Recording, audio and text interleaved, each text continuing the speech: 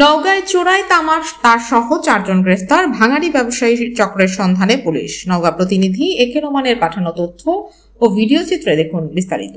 নওগাঁ সদর মডেল থানার পুলিশ বিশেষ অভিযানে বৈদ্যুতিক তার চুরির ঘটনায় 4 জনকে গ্রেফতার করেছে।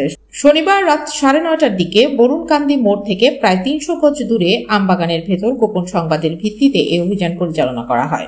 আজ রবিবার দুপুরে এক প্রেস ব্রিফিং এ বিষয়টি নিশ্চিত করেছেন নওগাঁ জেলার অতিরিক্ত police super Gaziur Rahman.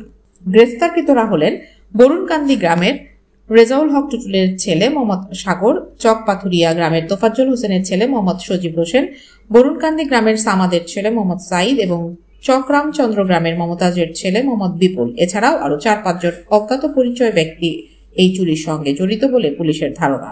Police জানায়, আটককৃতরা বরুণকান্দি মোড়ে জনৈক মোহাম্মদ ফিরোজ হোসেনের গ্যারেজ থেকে 90 ফুট লম্বা 3টি তামার তার চুরি করে। পরে তারা চুরি করে বৈদ্যুতিক তারের রাবারের অংশ পুড়িয়ে তামার অংশ বের করছিল।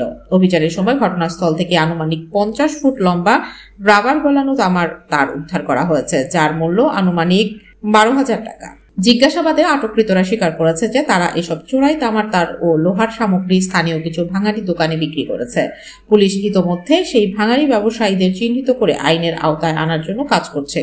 ভুক্তভোগী মোহাম্মদ ফিরোজ হোসেন থানায় অভিযোগ দায়ের করলে নওগাঁ সদর মডেল থানায় মামলা রুজু করা হয়। মামলাটি দণ্ডবিধির 461, 380, 411 ধারায় দায়ের করা হয়েছে।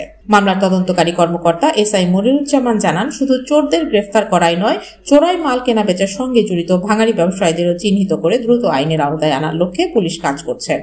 তদন্তে বেরিয়ে এসেছে যে গ্রেফতারকৃতদের মধ্যে মোহাম্মদ বিপুল ও মোহাম্মদ সাইদ দীর্ঘদিন ধরে অপরাধমূলক কর্মকাণ্ডের সঙ্গে জড়িত এবং তাদের নামে একাধিক মামলা রয়েছে। বিপুলের বিরুদ্ধে নওগাঁ সদর থানায় 2017 সালে মাদকদ্রব্য নিয়ন্ত্রণ আইনে 2টি মামলা দায়ের করা হয়। পুলিশের তথ্য অনুযায়ী এই আসামিরা বিভিন্ন সময় চুরি সহ অন্যান্য অপরাধমূলক কর্মকাণ্ডে জড়িত ছিল এবং বর্তমানে তদন্তের মাধ্যমে তাদের অপরাধ চক্রের অন্যান্য সদস্যদের শনাক্তের কাজ চলছে। সংবাদ সম্মেলনে নওগাঁ জেলার অতিরিক্ত পুলিশ সুপার গাজীউর রহমান বলেন, গ্রেফতারকৃতদের বিরুদ্ধে আইনানুগ ব্যবস্থা গ্রহণ করা হচ্ছে এবং যারা এখনো পলাতক রয়েছে তাদের দ্রুত গ্রেফতারে অভিযান চলছে।